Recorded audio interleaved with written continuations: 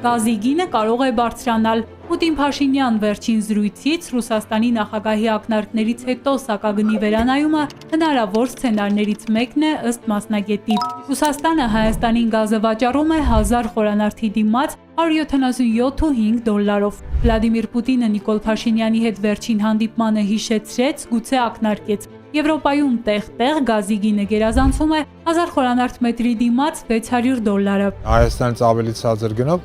Ռուսաստանը գազ վաճառում է Բելարուսիային, որը համարվում է իր ռազմավարական դաշնակիցը։ Հիմա արդյոք հնարավոր է որ բարձրացնեն, լրիվ հնարավոր է, այդ պայմանագրերը ճիշտ է երկարատև է, բայց գնի փոփոխությունը 2 տարի մեկ իրականացվում է։ Այսինքն 2 տարի մեկ այն վերաթարմացվում են այդ պայմանագրերը, այսինքն մինչև 6 տարվա վերջ նորից պետք է վերաթարմացվի պայմանագիրը, ինչ որ կամ 5 գինը մնա կամ նոր գին որոշվի։ Տիկնակ եւ պարոնայք այս ամենը այլ կերպ քան կներեք թալան հնարավոր չի անվանել։ Փորձագետը հիշեցնում է նախկին ընդդիմադիր Փաշինյանը իշխանության գալով խոսում էր սահմանին ու բնակիչներին հասնող գազի գնի մեծ տարբերության մասին։ Կոռուպցիոն ռիսկեր էր ակնարկում, ուր մնացին մտահոգությունները։ Հիմա անցել է 8 տարի, գինը սահմանին մնացել է նույնը,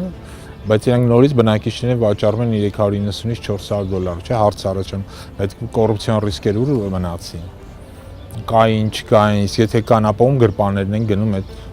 գումարի տարբերությունը։ Ռուսաստանը ապահովում է Հայաստանի գազի պահանջարկի մոտ 80-85%։ 2025-ին Հայաստան է ներկրվել մոտ 2.7 միլիարդ խորանարդ մետր գազ։ Դրանից ավելի քան 2.3 միլիարդը Ռուսաստանից։ Մնացածը մեր երկիր է հասել Իրան-Հայաստան գազամուղով։ Կարող է Իրանը կամ օրինակ Ադրբեջանը Հայաստանի համար գազի ներկրման այլընտրանք լինել։ Մանվելյանը վստահ է, գազի էժան այլընտրանք Երևանը չի գտնելու։ Իրանական գազը, որը գալիս է Հայաստան,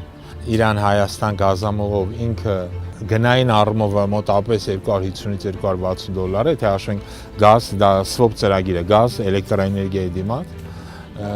Նույն ադրբեջանական գազը, որի մասին այսօր վարչախումն նախում, նույն ինքը Ադրբեջանը իր գազը, ասենք թե Թուրքիային վաճառում է $290 սահմանին։ Սա ոչ թե բնակիչներին, այլ սահմանին։ Այսինքն էժան գազ չկա։ Ատոմակայանի մասին Փաշինյանը Պուտինին ասաց, Հայաստանը Ռուսաստանի հետ քննարկում է նոր ատոմակայանի կառուցման հարցը, բայց այդքանով չի սահմանափակվում։ Փնտրում է այլ շահավետ առաջարկ։ Ավելի ուշ արձագանքեց Ռուսաստանի փոխվարչապետ Ալեքսեյ Օվերչուկը, ասաց արդար ընտրության դեպքում Հայաստանի համար Ռուսաստանի ատոմային էներգետիկները մրցակիցներ չունեն։ Իսկապես Հայաստանի ձեռնատու է ռուսական, սովետառուսական, ասենք ասենք VVR կոչվող այդ ռեակտորները։ Ինչի համար է դա ձեռնատու, որտեղ նախ ինքը ամենամեծ շուկան ունի, այսօր